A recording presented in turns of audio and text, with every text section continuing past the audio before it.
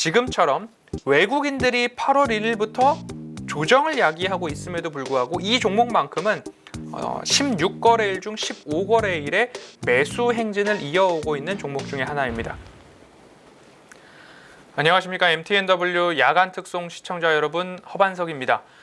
시장이 굉장히 혼란스럽습니다. 예를 들자면 초전도 관련한 테마주, 그리고 바로 시소 게임을 하듯 맥신, 그러다가 오늘은 또 양자 컴퓨터 이야기까지 나오고 있는 상황입니다. 그 속에서 8월 1일을 기점으로 코스피는 하락세를 줄곧 이어가고 있는데요. 여기서 중요하게 제가 보는 것은 지난해 10월 저점, 9월 마지막 날을 기점으로 10월 1일부터 우리 증시가 저점을 높여가는 반등에 나섰는데요. 그 이전에 어떤 것을 통해서 그 저점을 판단할 수 있었느냐? 외국인들의 수급이었습니다. 그래서 줄곧 제가 지금까지 입버릇처럼 말씀드리는 내용이 외국인들이 하는 대로, 보는 대로, 가는 대로 이 이야기를 말씀을 드려왔었죠. 지금도 마찬가지로 6월부터 7월 지속적으로 외국인들의 매도가 있었습니다. 그런데 8월 1일부터 지금까지의 외국인들의 순 매도를 본다면 5천억 원이 채 되지 않는 상황입니다.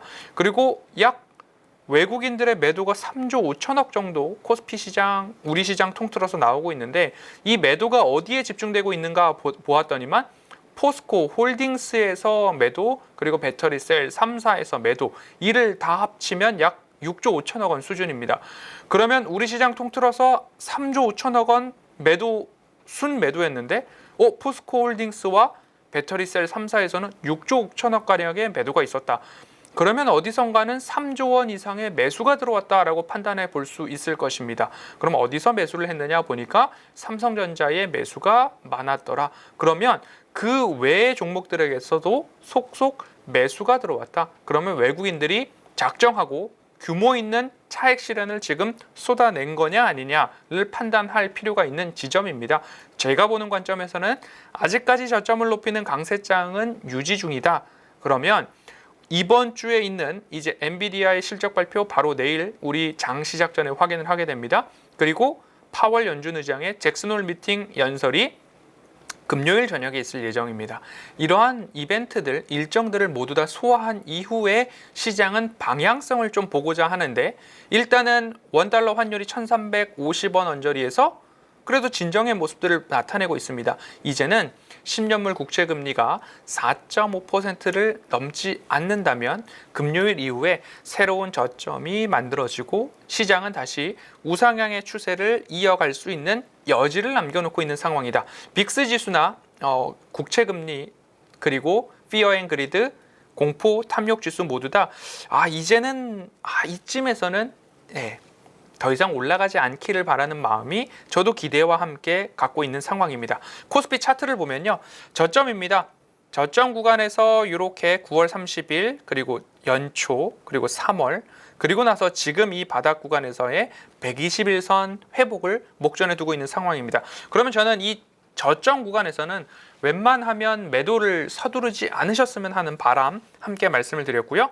지난주에 마찬가지로 아모그린텍을 말씀을 드렸습니다. 왜? 차트상 저위험 구간이었으니까 지난해 7월에도, 올해 1월에도, 올해 3월에도 마찬가지로 차트상 저위험 구간에서는 약 60% 이상의 수익을 도전했던 이력이 있기 때문에 지금도 마찬가지로 지난주 방송을 보시고 매수하신 분들은 두 자릿수의 최고가 기준 수익률을 그래도 이루셨으리라. 하지만 아직까지 차트상 저위험 구간이기 때문에 보유하신 분들은 적어도 18,000원 1차 목표가까지는 홀딩에 대한 의견 AS와 함께 드리도록 하겠습니다.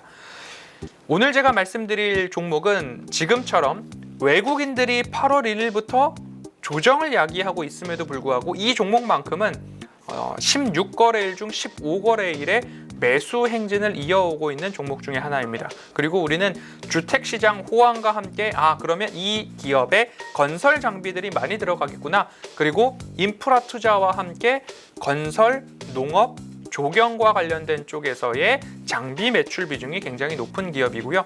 LS전선 아시아는 베트남의 매출 비중이 굉장히 상당한 기업이었다라고 설명을 드렸듯이 이 기업 같은 경우에는 북미 시장에서의 매출 비중이 굉장히 높은 기업이다. 오늘 제가 말씀드릴 종목은 두산 밥캣입니다. 밥캣 같은 경우에 북미 시장에서의 호황이 굉장하다라는 말씀을 좀 드렸습니다. 그리고 수급을 본다면 지금까지 8월 동안 외국인들의 누적 순매수가 지속적으로 이어져 오고 있는 상황입니다. 외국인들의 누적 순매수가 8월 1일을 제외하고 8월 2일부터 8월 22일 전일까지 순매수 우위를 보이고 있고요. 오늘도 장 마감했을 경우에 어디까지 외국인들이 매수를 들어올지 한번 가늠해 보셔도 나쁘지 않은 그런 상황입니다. 그러면 시장은 조정 중인데 외국인들이 매수하는 이유가 있겠죠. 실적.